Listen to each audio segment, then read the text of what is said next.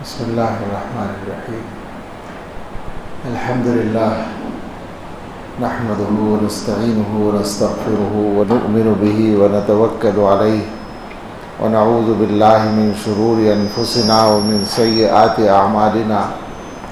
من يهده الله فلا مضل له ومن يضلله فلا هادي له.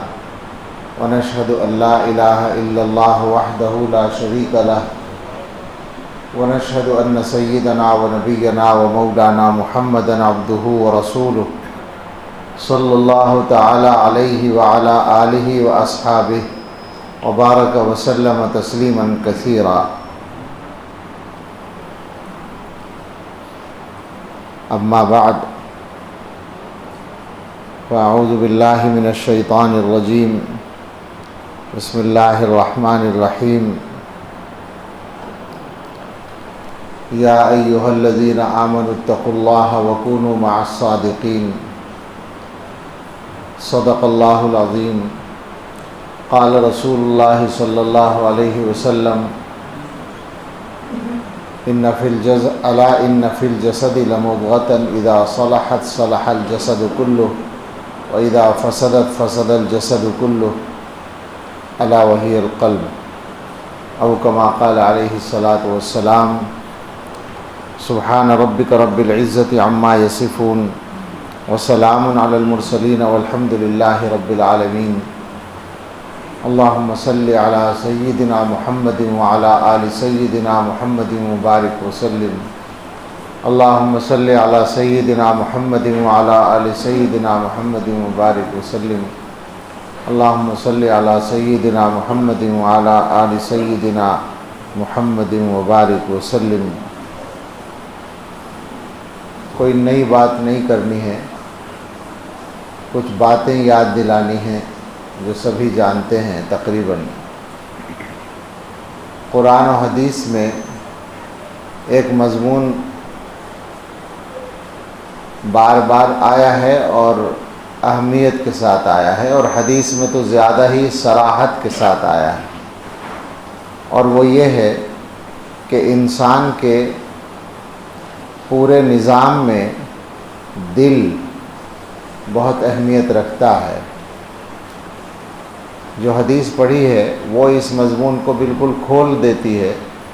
رسول اللہ صلی اللہ علیہ وسلم نے ارشاد فرمایا کہ انسان کے بدن میں ایک گوشت کا ٹکڑا ہے، لوتھڑا ہے. اس کا معاملہ یہ ہے کہ جب وہ ٹھیک ہو جاتا ہے تو سارا بدن ٹھیک ہو جاتا ہے، اور جب وہ خراب ہو جاتا ہے تو سارا بدن خراب ہو جاتا ہے. اسی کا نام دل ہے.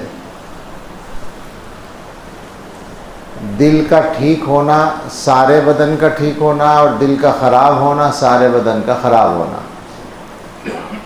اب آپ ذرا غور کریں کہ دل کے ٹھیک ہونے سے حضور صلی اللہ علیہ وسلم کی کیا مراد ہو سکتی ہے. کیا دل کے ٹھیک ہونے کا یا خراب ہونے کا ظاہری بیماری سے تعلق ہے جو حضور بتا رہے ہیں؟ یعنی مطلب یہ کہ اگر کسی آدمی کو ہارٹ اٹیک ہو جائے تو اس کا پورا بدن بیکار ہو جائے گا، یہ کہنا چاہتے ہیں حضور؟ ظاہری بیماری کا بھی پورے بدن پر اثر پڑتا ہے دل میں اگر بیماری ہو، لیکن حضور صلی اللہ تعالی علیہ وسلم کی ذمہ داری جسمانی بیماریوں کا بیان نہیں ہے. حضور علیہ الصلاۃ والسلام جو تشریف لائے تو وہ جسمانی بیماریوں کے سلسلے میں نہیں آئے. لہٰذا حضور کا مقصد یہ نہیں ہوگا کہ بھئی دل کی بیماری ہو گئی، کسی کو دل کے اندر کچھ ہو گیا تو بدن خراب ہو جائے گا، کمزور ہو جائے گا، کام نہیں چلے گا. یہ مراد نہیں ہے. ظاہر ہے کہ اس سے کچھ اور مراد ہے، اور وہ وہی ہے جس کو ہم اور آپ سمجھتے ہیں کہ دل کا اچھی صفات سے متصف ہونا اور اللہ تعالیٰ کی یاد سے غافل نہ ہونا، اللہ کی یاد کے نور سے منور ہونا، یہ دل کا صحیح ہونا ہے. اور دل کا غافل ہونا اور اس کے اندر بری صفات ہونا، یہ دل کا خراب ہونا ہے. تو اس لیے یہ جو محنتیں ہوتی ہیں ان کا خلاصہ یہی ہوتا ہے کہ آدمی کا دل ٹھیک ہو جائے. آپ اس کو یوں سمجھیں کہ کسی بھی انسان کے بارے میں جو پیغمبر نہیں ہے، رسول نہیں ہے، امتی ہے، یہ گارنٹی تو ہو نہیں سکتی کہ اس سے کبھی کوئی گناہ نہیں ہوگا، یہ گارنٹی تو نہیں ہو سکتی۔ تو اب اللہ تعالیٰ کو راضی کرنا بھی ہے، گناہوں سے بچنا بھی ہے، تو کیا صورت ہوگی؟ آخر صورت یہ ہوگی کہ اس کا مزاج یہ بنے کہ وہ گناہوں سے بچے، اور اگر کسی وجہ سے گناہ ہو جائے تو فوراً اس گناہ کو دھونے کی کوشش کرے۔ یہ مزاج کیسے بنے گا؟ اس پر بندے کو کون مجبور کرے گا؟ یعنی کون سی طاقت ہے؟ وہ بندے کا پیٹ کہہ رہا ہے کہ مجھے کھانے کو چاہیے چاہے حرام ہو، اب اس کو حرام کے کھانے سے کون روکے گا؟ بدن کے اندر کون سی چیز ہے؟ وہ دل ہے، دل روکے گا اس کو کہ نہیں حرام نہیں کھانا ہے۔ بندے کا ایک عضو کہہ رہا ہے کہ گناہ کرنا ہے، اب اس گناہ کو کرنے کا تقاضا ہو رہا ہے بدن ہی کے ایک حصے سے، تو بدن میں وہ کون سی چیز ہے جو اس کو اس سے روک سکتی ہے؟ وہ دل ہے۔ دل کہے گا کہ نہیں یہ غلط ہے۔ تو اب آپ سوچیں، بندے کی آنکھ کہہ رہی ہے کہ اجنبی عورت کو دیکھنا ہے، اب یہاں کون ہے جو اس کو اس گناہ سے روکے گا؟ وہ دل ہے۔ بندے کا جی چاہ رہا ہے کہ میں کانوں سے کوئی غلط چیز سنوں، اس برائی سے اس کو روکنے والا کون ہے بدن کے اندر؟ وہی دل ہے۔ اب آپ سوچیں کہ کون سا دل ایسا ہو سکتا ہے جو آدمی کو برائیوں سے روکنے کی کوشش کرے؟ ظاہر ہے کہ دل کے اندر اگر وہ طاقت نہیں ہے، وہ پاور پیدا نہیں ہوئی ہے جو اس کام کے لیے چاہیے، تو کچھ بھی نہیں کرے گا دل، بلکہ وہ نفس کا ساتھ دیتا رہے گا۔ جیسے ہم جیسے گناہ گاروں کا قصہ ہے کہ ہمارا نفس ایک گناہ کا تقاضا کرتا ہے، اس وقت دل کی طرف سے اتنا مقابلہ نہیں ہوتا جیسا روکنے کے لیے ہونا چاہیے۔ چاہے بعد میں تھوڑا بہت ملامت کرنے لگے تو وہ تو مومن کا دل ہے، تو تھوڑا بہت تو اس میں ایمان ہے ہی، تو وہ برا کہتا ہے، وہ نفس لوامہ ہے، لیکن اتنی طاقت کہ وہ روک دے گناہ سے، وہ جو بات ہے، وہ جو آپ نے واقعات سنے ہیں پیغمبروں ہی کے نہیں امتیوں کے بھی، کہ ان کے سامنے گناہ کا تقاضا آتا ہے اور وہ گناہ سے بچ جاتے ہیں۔ تقاضا ایسا ہوتا ہے کہ اس میں کوئی ظاہری رکاوٹ نہیں ہوتی، مگر وہ گناہ سے بچ جاتے ہیں۔ تو ایسے موقع پر وہ کون سی طاقت ہے جو گناہ سے بچاتی ہے؟ وہ دل کی طاقت ہے، لیکن ہر آدمی کا دل ایسا طاقتور نہیں ہے۔ یہ بات ہے وہ مسئلہ جو حل ہونا چاہیے، اور وہ حل ہوتا ہے اسی محنت سے۔ یہ جو محنت ہوتی ہے اللہ کو یاد کرنے کی، ذکر اللہ کی، اس محنت سے وہ طاقت پیدا ہوتی ہے، کیونکہ مسئلہ اللہ کی نافرمانی سے روکنے کا ہے۔ تو اللہ تعالیٰ سے اگر بندے کے دل کا ویسا تعلق ہو جائے جیسا ہونا چاہیے تو بس وہ روک دیتا ہے۔ ذکر کے جتنے بھی طریقے ہیں جو شریعت و سنت کے مطابق ہیں، چاہے وہ ہمارے اس سلسلے کا مراقبہ ہو یا دوسرے بعض سلسلوں کا ذکر جہری ہو، چشتیہ کے یہاں جہری ذکر ہوتا ہے کثرت کے ساتھ، تو اب یہ ذکر کاہے کے لیے ہوتا ہے؟ لا الہ الا اللہ کی ضربیں لگ رہی ہیں، یا بیٹھے ہیں خاموش اور دل سے اللہ اللہ کہنے کی محنت ہو رہی ہے، کوشش ہو رہی ہے، گھنٹوں بیٹھے ہیں، گھنٹوں ضربیں لگ رہی ہیں، کاہے کے لیے؟ آخر مقصد یہ ہوتا ہے کہ دل کے اندر وہ طاقت پیدا ہو جائے جو اس کو گناہوں سے بچانے کے لیے، انسان کو گناہوں سے بچانے کے لیے چاہیے ہوتی ہے، وہ پیدا ہو جائے۔ اللہ تعالیٰ اگر بندے کو ہر وقت یاد رہنے لگے تو یہ طاقت آ جائے گی۔ ہر وقت یاد رہنے کی صورت کیا ہوگی؟ وہی کچھ وقت کے لیے رٹا لگانا۔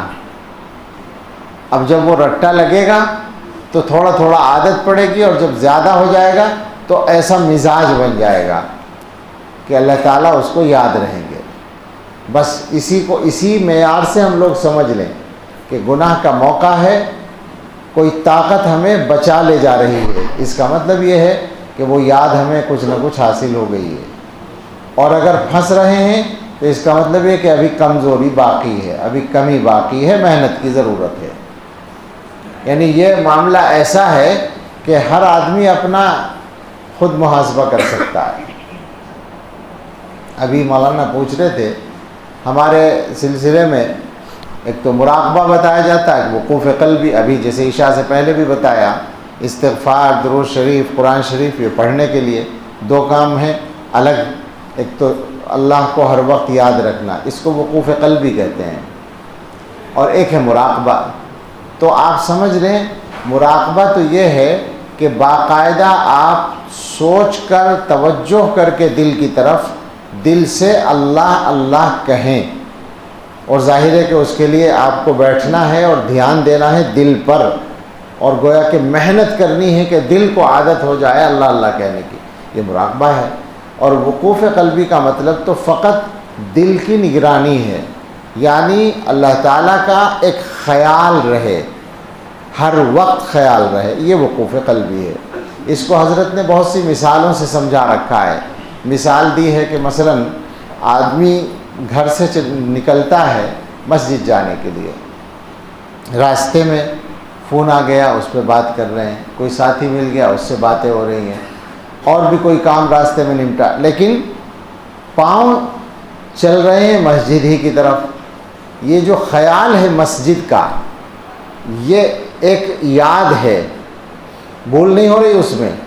ایسی یاد اللہ تعالیٰ کی ہو جائے کہ سارے کام کرتا رہے آدمی مگر ذہن میں وہ یاد باقی رہے. حضرت اس کی ایک اور مثال دیتے ہیں جو بڑی دلچسپ ہے. وہ یہ ہے کہ کبھی کبھی گھر میں ساس بہو میں لڑائی ہو جاتی ہے. اب ساس نے بہو کو کچھ غلط بات کہہ دی، سخت بات جو بہو کو بری لگی. اچھا بہو شریف ہے، اس نے زیادہ لڑائی بھی نہیں کی، سن لی ساس کی بات مگر بری بہت لگی. اب آپ بتائیے اس دن وہ سارے کام کرتی ہے یا نہیں کرتی؟ سارے کام کرتی ہے، لیکن ایک لمحے کے لیے بھی اس کے دماغ سے وہ خیال نکلتا ہے؟ سب کے گھروں میں لگتا ہے تجربہ ہے، سب نے عام طور پر سر ہلایا ہے اس میں. وہ جو ناگواری ہے وہ مسلسل ہے، اور وہ خیال بھی مسلسل ہے. کپڑے دھو رہی ہے، کھانا بنا رہی ہے، صفائی کر رہی ہے، لیکن دماغ میں وہ بھی چل رہا ہے کہ آج بڑھیا نہیں یہ کہا ہے مجھے. تو یہ ایک مثال ہے. یعنی یہ جو یاد ہے اس کے لیے ارادہ نہیں کرنا پڑ رہا، ارادے کی ضرورت ہی نہیں. ایک اور مثال ہے اس کی، اس کا بھی سب کو تجربہ ہوگا شادی شدہ لوگوں کو. شادی جس دن ہوئی اس دن سے لے کر کچھ دنوں تک یاد کرنے کی ضرورت پڑی؟ کیا خیال ہے؟ بیوی کو ظاہر ہے اللہ تعالیٰ کا ایک نظام ہے، وَجَعَلَ بَيْنَكُمْ مَوَدَّةً وَرَحْمَةً. اللہ تعالیٰ شوہر بیوی کے درمیان محبت اور ہمدردی پیدا کر دیتے ہیں. ملاقات ہوئی، ملاقات کسے کہتے ہیں؟ دیدار ہوا اور محبت آئی. اب وہ آپ سب یاد کر لیں، ہمیں تو خود یاد ہے یہ بات کہ ایسا مراقبہ تو آج تک اللہ میاں کا نصیب نہیں ہوا. سچی بات ہے، سب کو تجربہ ہے. یاد کرنے کی ضرورت نہیں ہوتی. بیوی کا تصور مسلسل آدمی کو رہتا ہے، ہفتے اور مہینے اسی طرح گزرتے ہیں. وہ جو تصور ہے، کام سارے کر رہا ہے آدمی لیکن یاد مسلسل ہے. اگر اس درجے کی یاد آ جائے تو سبحان اللہ، پھر تو کیا کہنے ہیں. بس یہی وقوف قلبی ہے کہ آدمی اپنے سب کام کرتا رہے مگر اس کو اللہ تعالیٰ کا دھیان رہے. حقیقت میں یاد کرنے کے لائق اللہ ہی کی ذات ہے. اللہ کی یاد ایسی یاد ہے جو کسی کام سے نہیں روکتی. اللہ کی یاد ایسی یاد ہے، ایسی چیز ہے جو ہر کام کو آسان کر دیتی ہے اور انسان کو انسان بنائے رکھتی ہے. جب یہ محنت ہو جاتی ہے تو پھر دل سے برائیاں نکلتی ہیں. آپ غور کریں، ہمارے دلوں کے اندر کیا کیا برائیاں بھری پڑی ہیں۔ ہر آدمی اپنے بارے میں غور کرے۔ میں پھر بار بار کہتا ہوں یہ بات، اس وقت ذرا اور بے تکلفی سے کہہ سکتا ہوں، عام مجمع کم ہے اور خواص زیادہ ہیں، زیادہ تر وہ لوگ ہیں جو سلسلے میں داخل ہیں، بیعت ہیں۔ سوچیں ہر آدمی اپنے دل کے بارے میں۔ کوئی آدمی سوچے گا تو پتہ چلے گا کہ تکبر کی بیماری بھری پڑی ہے، اپنے آپ کو بڑا سمجھتا ہے کسی بھی وجہ سے۔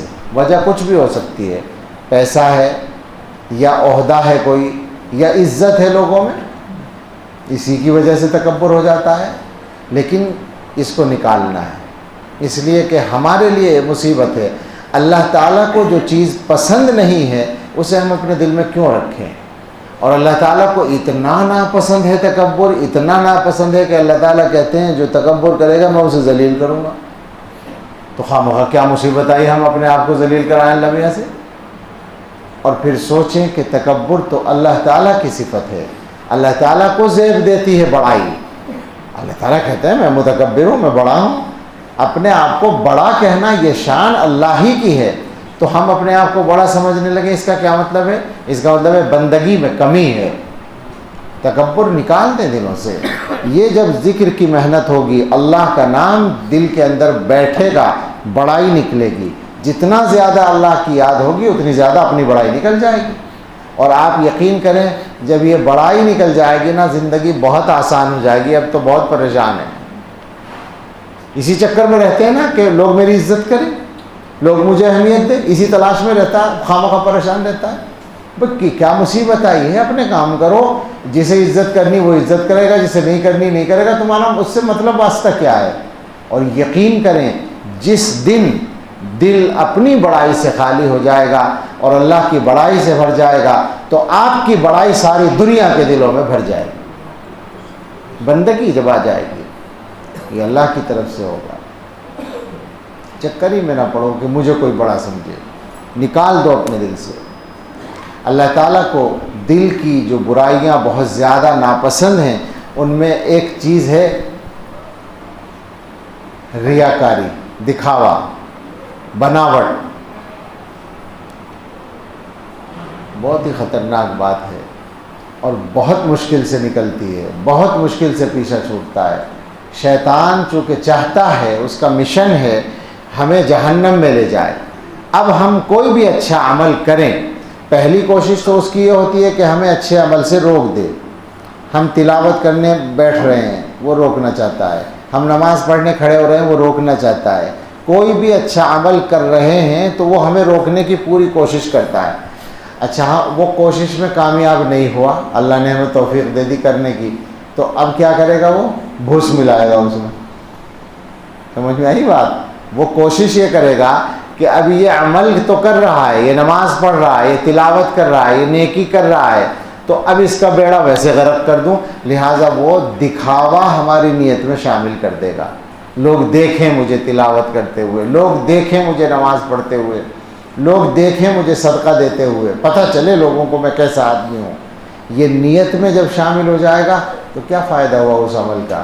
اللہ تعالیٰ تو یہ فرماتے ہیں انا اغنی الشرکاء، میرے ساتھ تو نے کئی لوگوں کو شریک کر لیا عمل میں اور مجھے ضرورت نہیں، میں بے نیاز ہوں۔ یہ جتنے بھی شریک ہیں ان سب سے زیادہ بے نیاز میں ہوں، لہذا تیرا عمل انہی کے حوالے۔ تو ثواب کون دے گا؟ جو ثواب دینے والا تھا اس نے تو رد کر دیا۔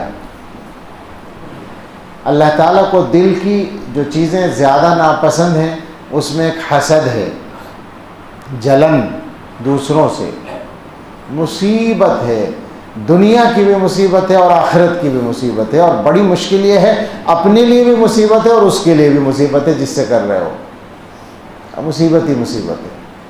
اللہ تعالیٰ نے کسی کو نعمت دی، ہمیں جلن ہو رہی ہے، اسے کیوں دے دی اللہ نے، اسے عزت کیوں دے دی، یہ تو اتنا اچھا آدمی نہیں ہے، اسے اللہ نے پیسہ کیوں دے دیا، تو بڑا خراب آدمی ہے، اس کا رشتہ فلاں جگہ کیوں ہو گیا، اس کے بچے ایسے کیوں ہو گئے۔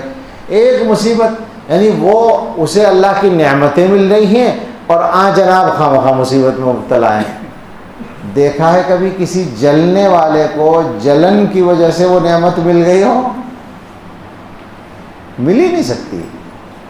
بلکہ دوسرا ایک نقصان ہوگا ساتھ میں، نیکیاں الگ سے ختم ہو جائیں گی۔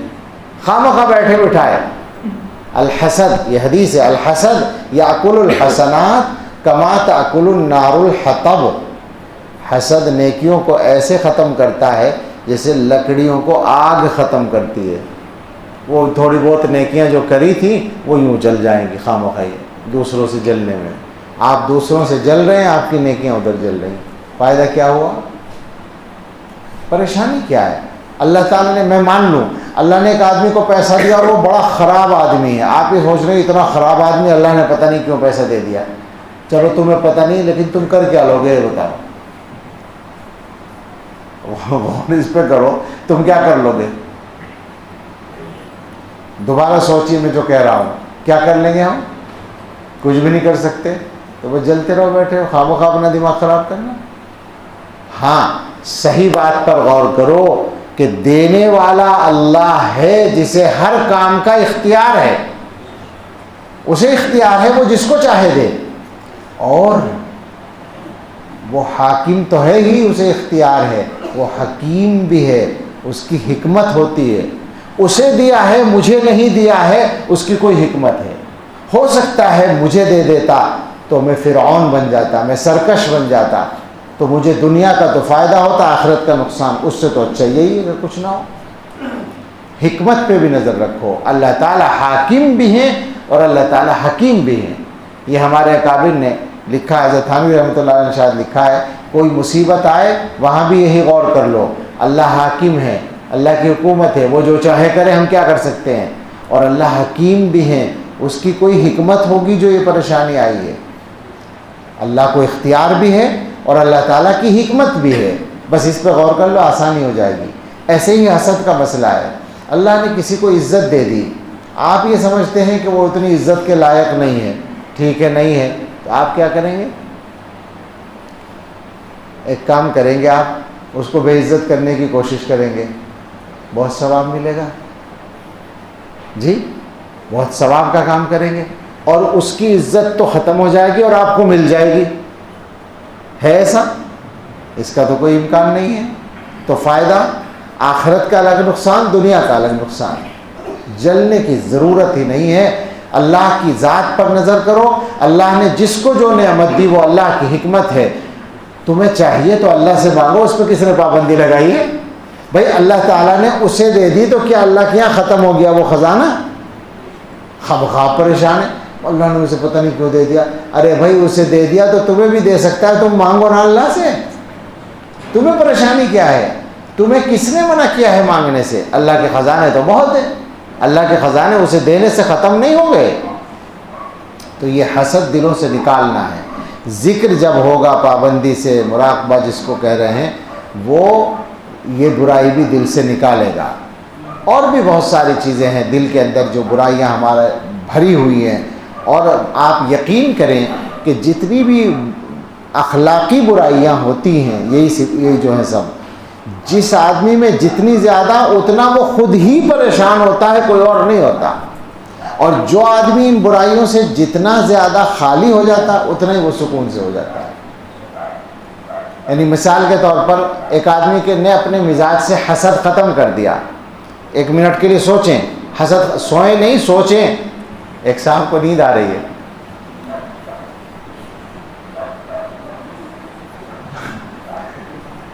کیا خیال ہے؟ آپ نے ٹیک لگائی تھی اس لیے نیند آئی، مجھے زیادہ ضرورت ہے آپ سے بھی سونے کی، میری طبیعت بھی خراب ہے اور جاگا ہوا بھی ہوں کچھ نہ کچھ، تو لیکن ٹھیک ہے، نیند کا بھی وقت ہے، اسی لیے ہم شب بیداری نہیں کرتے، شب بیداری خواہ بدعت بن جائے گی، آرام سے سوتے ہیں 4 گھنٹے، مجلس میں بھی سلاتے بھی ہیں، سوتے بھی ہیں، سب سو جاؤ آرام سے، لیکن جب بات ہو رہی ہے اس وقت نہ سو۔ آپ تھوڑی دیر کے لیے سوچیں کہ حسد نکل گیا ایک آدمی کے مزاج سے، بتاؤ کتنی آسانی ہوگی جینے میں، کسی کو کچھ بھی ملتا رہے، مجھے کوئی پریشانی نہیں، بہت اچھا، آسان ہو جائے گا جینا۔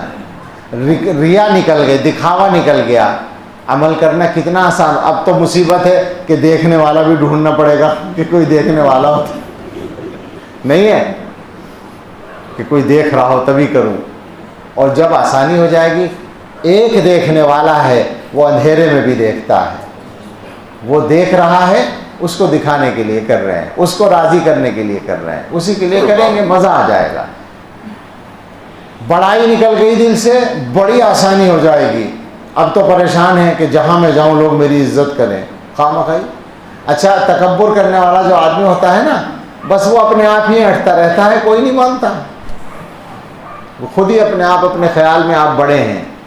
دیکھا ہے کبھی کسی کو کہ لوگ کہہ رہے ہیں کہ صاحب آپ بہت بڑے آدمی ہیں، خواہ کیوں کہے گا کوئی، سب اپنے اپنے کام میں لگے ہوئے ہیں، آپ کی بڑائی کی تسبیح کوئی کیوں پڑے گا؟ بس آپ اپنے گھر رہیے اور اپنے آپ کو بڑا سمجھتے رہیے، بے وقوفی کی بات ہے۔ اور پھر ایک بات اور سمجھیں، بہت نازک بات ہے، اپنے بڑوں کے سامنے تو اپنے آپ کو چھوٹا سمجھتے ہی ہیں، باپ کے سامنے بیٹا اپنے آپ کو چھوٹا سمجھتا ہے یا نہیں؟ چاہے کتنا بھی بڑا آدمی ہو، باپ کے سامنے تو چھوٹا ہی سمجھتا ہے، استاد کے سامنے اپنے آپ کو چھوٹا ہی سمجھتا ہے، اور جو کہیں ملازم ہے تو اپنے افسر کے سامنے اپنے آپ کو چھوٹا سمجھتا ہے۔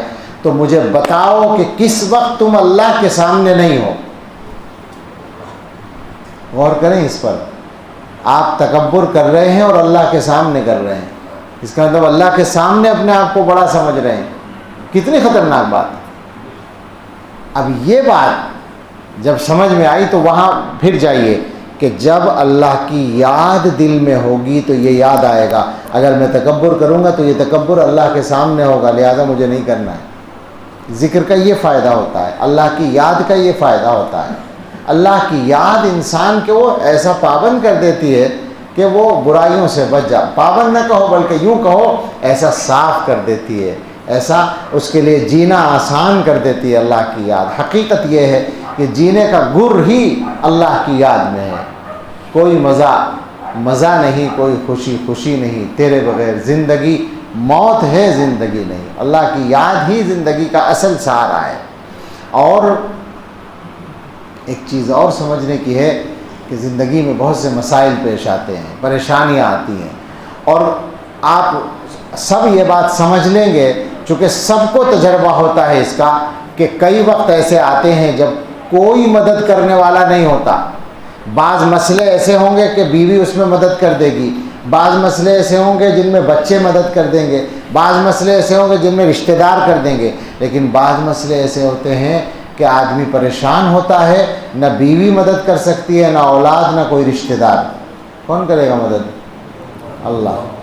اللہ کی یاد کی جب عادت ہوگی تو پریشانی ختم ہو جائے گی، آدمی اللہ کی طرف رجوع کرے گا، آسانی ہو جائے گی۔ سچی بات ہے، بارہا ایسے تجربے ہوتے ہیں، آدمی پریشان ہے، سوچ رہا ہے کہ یہ کروں اور وہ کروں، پھر خیال آتا ہے اچانک کہ اللہ سے دعا کروں، اللہ سے دعا کی مسئلہ حل ہو جاتا ہے۔ اللہ تعالیٰ کا دعا کے معاملے میں بھی عجیب حال ہے، عجیب شان ہے اللہ کی دعا کے سلسلے میں۔ لوگوں نے تو یہ سمجھ رکھا ہے، ذرا اس کو سمجھیے گا غور سے، اکثر لوگوں نے یہ سمجھ رکھا ہے کہ ہماری دعا قبول نہیں ہوتی۔ بتاؤ سمجھ رکھا ہے یا نہیں؟ اکثر لوگ یہ سوچتے ہیں کہ ہماری دعا تو قبول نہیں ہوتی۔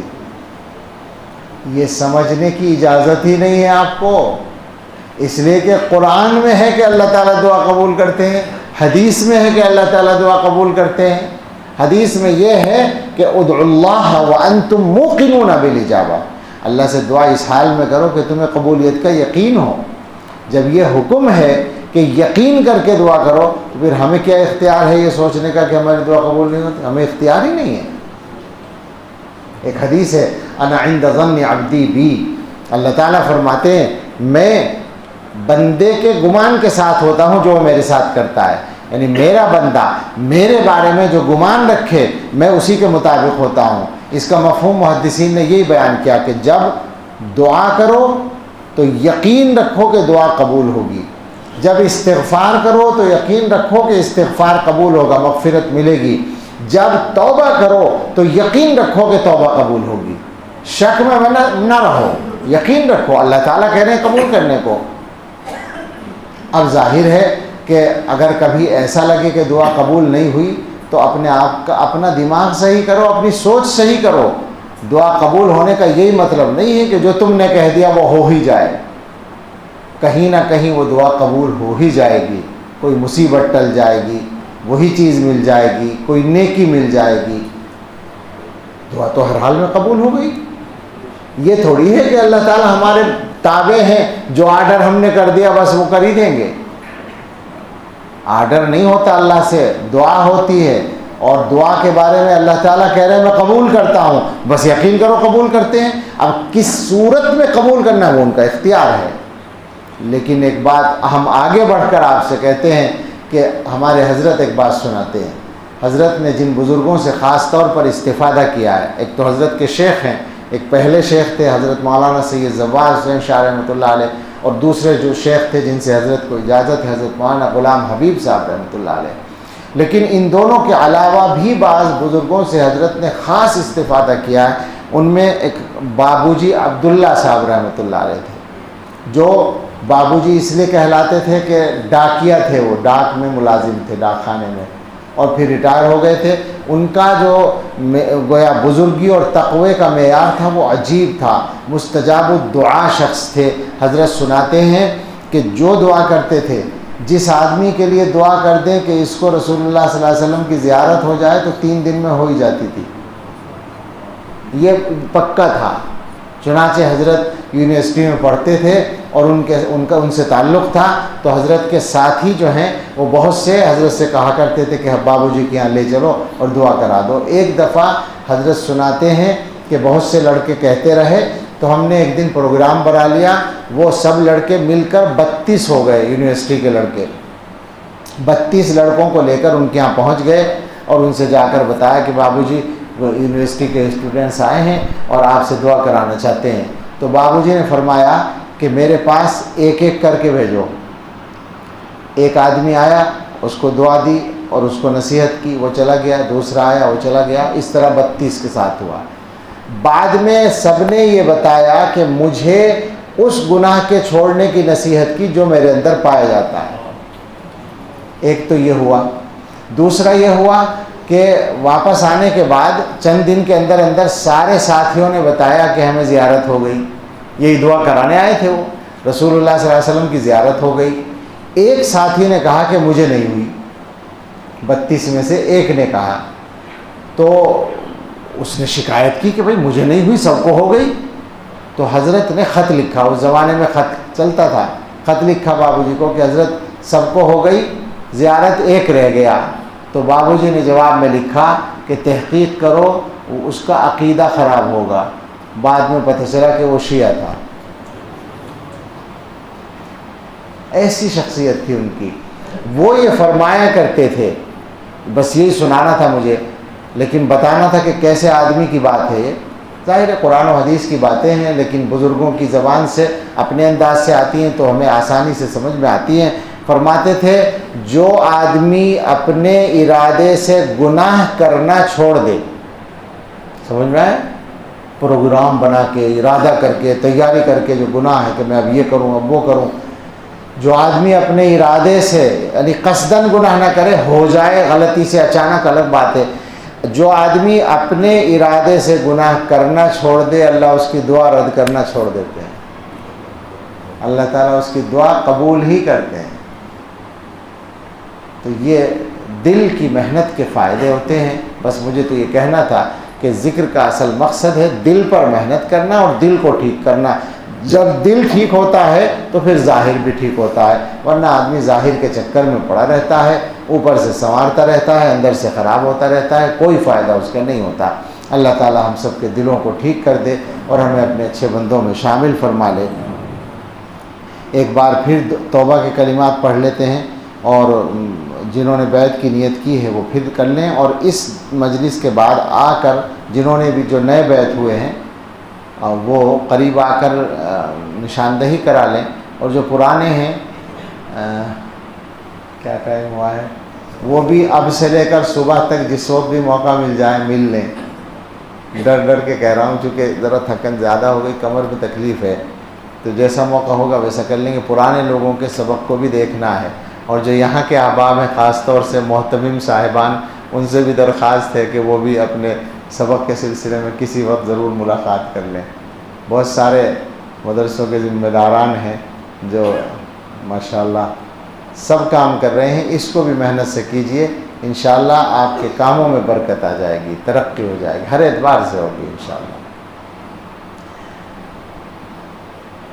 بسم اللہ الرحمن الرحیم لا الہ الا اللہ محمد الرسول اللہ صلی اللہ علیہ وسلم آمنت باللہ وملائکتہ وکتبہ ورسلہ والیوم الآخر والقدر خیرہ وشرہ من اللہ تعالی والبعث بعد الموت آمنت باللہ کما ہوا باسمائہ وصفاتہ وقبلت جميع احکامہ اقرار باللسان وتصدیق بالقلب اشہد ان لا الہ الا اللہ واشہد ان محمدا عبدہ ورسولہ استغفر اللہ ربی من کل ذنب واتوب الیہ۔ محتمم صاحبان کا لفظ میں نے بولا تو وہ کوئی خاص مقصد نہیں تھا، بلکہ کئی احباب یہاں پر وہ ہیں جو میرے قریب ترین اور مخلص ترین لوگ ہیں، اور وہ سب محتمم مدرسوں کے، تو اس لیے میں نے ان کی طرف اشارہ کیا۔ ورنہ ویسے ہمارا جو مدرسین کا طبقہ ہے، میں بھی مدرس ہوں، ہمارا جو مدرسین کا طبقہ ہے دماغ ہمارا زیادہ خراب ہوتا ہے، جو سچی بات ہے۔ محتمم کی اصلاح تو ہم ویسے ہی کر دیتے ہیں روزانہ، کبھی وہ کہہ رہا، کبھی وہ کہہ رہا، کبھی وہ کہہ رہا۔ ملازمین محتمم کے کپڑے نوچتے رہتے ہیں، مدرسین جو ہے وہ سمجھتے ہیں اپنے آپ کو کہ ہم تو حضرت ہیں، ہم پڑھاتے ہیں، ہم علمی کام کرتے ہیں، ہم طلبہ کو پڑھاتے ہیں۔ مدرس کے دماغ میں کبر سب سے جلدی پیدا ہوتا ہے، اس کو یاد رکھیں، اس کا علاج بہت ضروری ہوتا ہے کرنا۔ محتمم کی آدھی اصلاح تو وہیں سے ہو جاتی ہے، ویسے انتظامات سے ہی۔ تو ہمیں سب کو ضرورت ہے، کوئی مذاق مقصد نہیں ہے اور کوئی کسی کی توہین مقصد نہیں ہے، بلکہ صحیح بات یہ ہے کہ ہم سب ایسے بن جائیں کہ اللہ تعالیٰ ہمیں عزت دے دے، ایسا بننا مقصد ہے۔ یہی اصل چیز ہے کہ جو آدمی اللہ کی نظر میں اچھا ہو جاتا ہے